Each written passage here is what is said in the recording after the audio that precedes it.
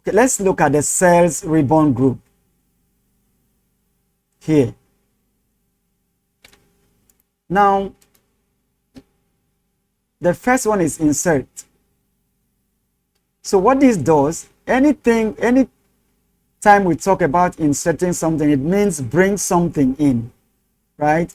So if I insert cells, right, for at where my cursor is, right at this point, if I come here and insert cells, Excel brings in this little dialog box and asks me, are you going to shift cells to the right and bring in a new cell there? Are you going to shift the cell down or shift cells down? Or are you inserting an entire row, or are you inserting an entire column? Exactly what you have here is what will happen if you select any one of them.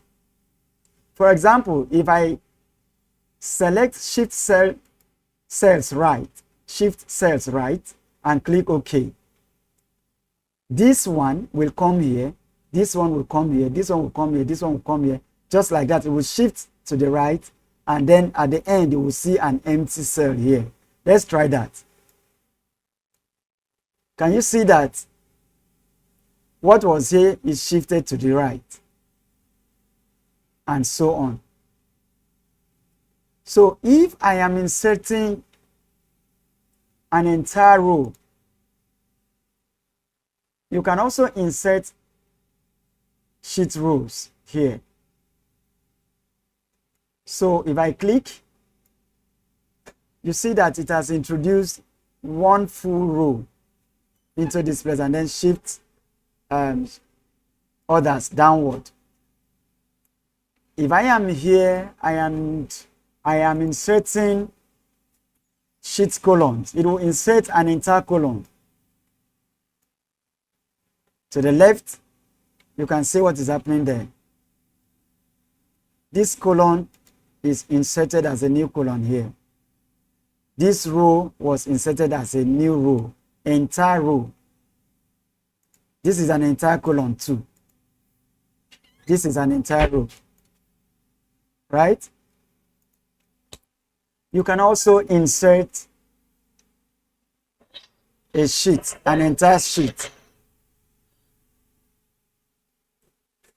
Remember, we talked about inserting a sheet when you click this plus here. You can also insert a sheet using this. You can see sheet 2. And I can click and drag. If this position that this sheet 2 is not okay for me, I can click, hold my left mouse button down, and drag it to the front of this one. You can see that black arrow that's pointing down, that black triangle pointing down. Anywhere it is, that is where this sheet I'm carrying will be inserted. So I drop it here. Look at sheet 2 there. Let me also use this moment to tell you that if you double click this sheet, you can change the name to something else. Conditional formatting. Or let me use something else and call it insert sheet. So that's it about inserting cells, inserting sheet rows, inserting sheet columns, and inserting an entire sheet, right? Then in this one, we come to delete.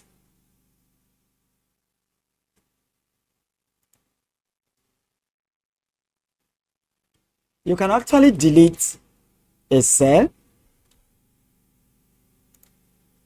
just as we did here. You can delete a cell, you can delete an entire row, and you can delete entire column. Then you can also delete entire sheet. Very simple. The same way we introduce this. So if I select this place and I want to delete this, okay, let me use a small data set so that you can understand.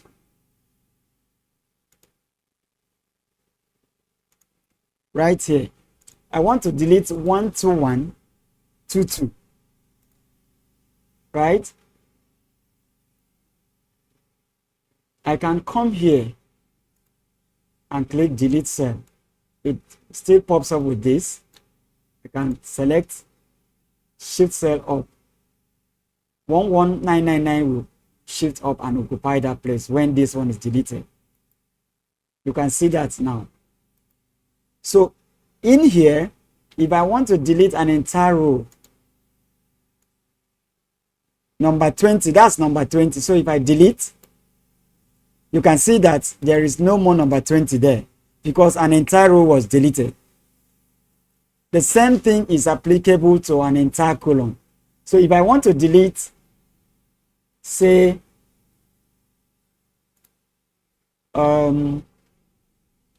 let me come to this sheet, copy up to this point,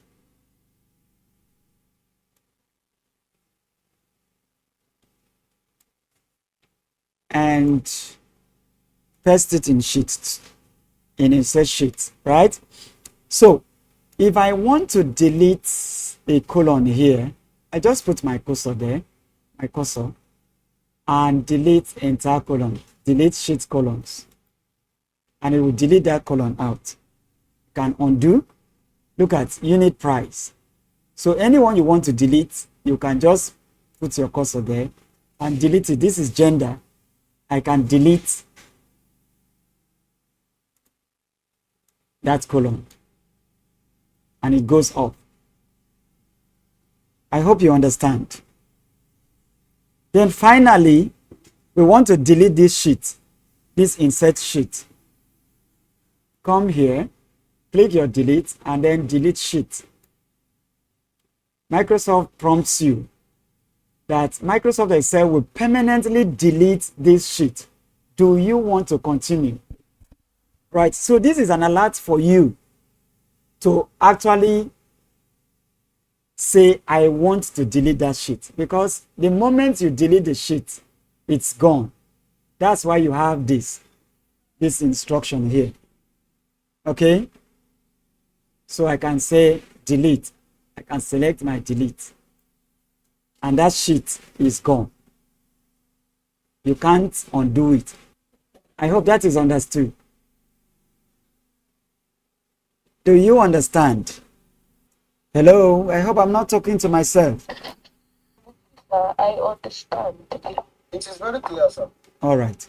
So as I told you, I will drop this data set for you to play with it. Just play with it. Any question you have, you ask me when in the next class. I'm just taking my time to explain these things so you understand. I don't want to be too fast. Now the next one we have there is format. I think that it is necessary at this moment to create a new sheet again. All right. So this is about the row height. Let me copy this data set again and drop here. Let me carry it to this place. So now, I want to make my row height. I want to increase my row height. I can just click or highlight that row and then come here. My row height currently is 14.4.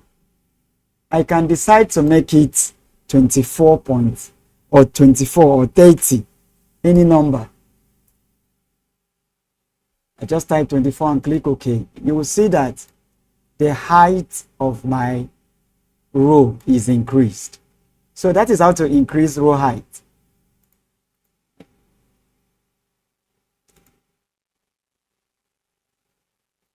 Auto fit row height. Watch what it does. It returns it back to the default, fitting this data that you have in here. If I increase the size of the data, right, you can see that the row height increase according to the data, according to the size of the data too, right?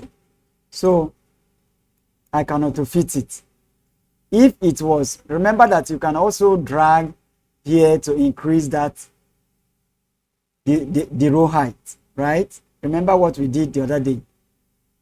So, but I can come here and auto fit it. It goes back to normal. The same thing is applicable to colon. I can increase my colon height. Sorry, my colon width. Currently is 8.11. So I can make it maybe 30 and click OK. You can see now that this colon where I have my active cursor is increased. So it's the same thing as dragging it and bringing it, reducing it, right? Remember that if you want to reduce the colon width, you can also reduce it using numbers here, right? You can say say 10 and it will become smaller. You see it? You can reduce it even more, say 5, and the colon becomes smaller and smaller. You can drag it to be bigger and so on. The next one there is AutoFit colon, and it will do exactly what AutoFit width did, but this time around for the colon. So this is what happens when you click it.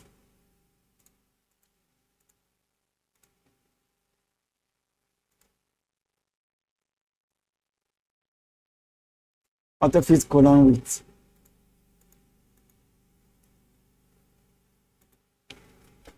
Let me type something there. Let me say Kelvin, right? There was nothing in this colon. That's why it did not do anything. So if I highlight from here down, let's see what it does. Can you see that? It reduces it according to reduces it depending on what you have in that column. It auto fits it. When we talk about auto fitting content, it means you only create space that is enough for what is in there.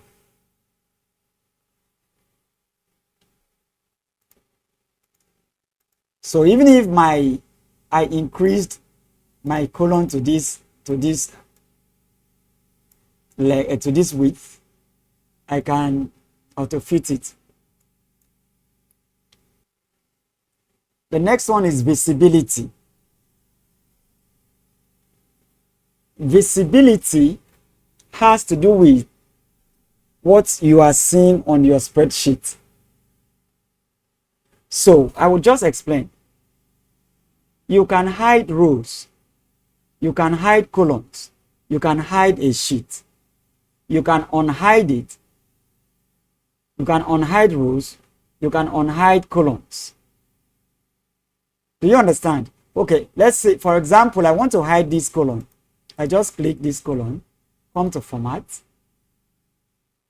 and then hide column.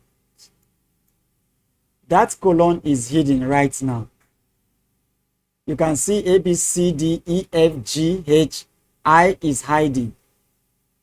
So for me to bring it out, I can go back and click on hide column. It will come back. So the same thing is applicable to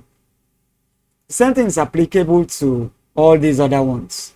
You can hide the entire sheet. like this sheet 3 can be hidden. You won't see it again here, but that does not mean that it is not existing. It exists, right? So I can send a spreadsheet file like this or an Excel file like this to you with hidden columns and hidden text. You may not know it until you come here and check and unhide it, right? If I hit more than one sheet, all the sheets that were hidden will show up here. So I click OK and the guy comes out. You can see it here. Now, remember I renamed a sheet by double clicking. You can do that same thing here by giving it a name. Once you click that, you can say, you can give it any name you want and press enter. That is what this one does. You can move or copy a sheet. Remember that thing I did? I click a sheet and dragged before. That is movement of sheet, of a sheet. So you can also do the same thing here. Move or copy. Where do you want to move it to? Which of them do you want to move? Is it before conditional formatting tab? That is this sheet. Is it before that one? Or is it before the second sheet? Where do you want to move this current sheet to? So if I select this one and say here, I want to move it before this sheet and click OK, it will take this rename to this place, to this point. So this rename will be the first sheet before you have this conditional formatting demo tab, right? If I want to copy it, I will check this box to move a copy of it to this place. But let's first of all move it to the beginning. You can see rename is moved to the beginning of this bar.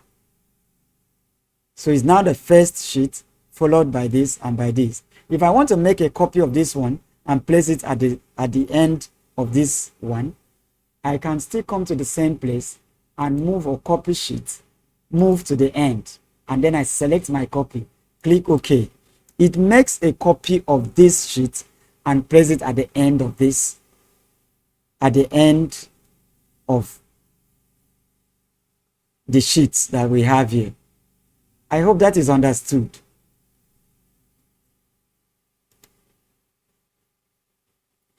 The next one is sheet color. If you have seen an Excel document that you have colors on the sheet, this is where the colors are applied.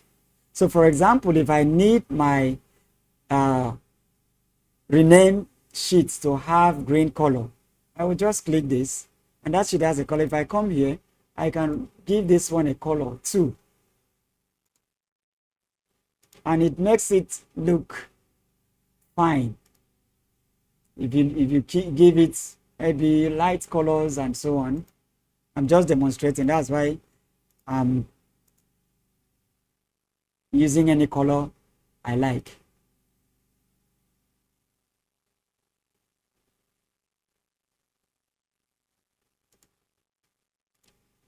So you can see that you have colors right here. So whenever you see any sheet, any Excel document that has this color, it should not be a surprise to you. Here we have protection. If I have confidential document in my Excel sheet, I can protect that sheet, right? I can lock the sheet by using a password here, but I don't want to use any password. All right, so that even if someone has access to this file and opens this sheet, the person will not be able to view what is there because I have locked it with my password. All right, So if I type any password here, I will type the first one and click OK. It will confirm. It will tell me to confirm. I type the same password again and click OK. And that locks that file. I can lock a particular cell the same way. Say I am in this cell, I can lock this very cell. All right, so that somebody will not change the value of the cell. That very functionality, just as it implies, locks the selected cells to keep people from making changes to that item. You know, so what is making it not to work is that we have not turned on a protection for this sheet. Say you must turn on protect sheet in order for this feature to work. So assuming we protected our sheet, that feature should have worked. So why it is not working now, even if you click, is because we have not protected this sheet. I hope that is understood. The moment you protect this sheet with a password, that functionality will be activated when you click lock cells. I can also format my cell. It takes us back to this place. This place should not be new to you.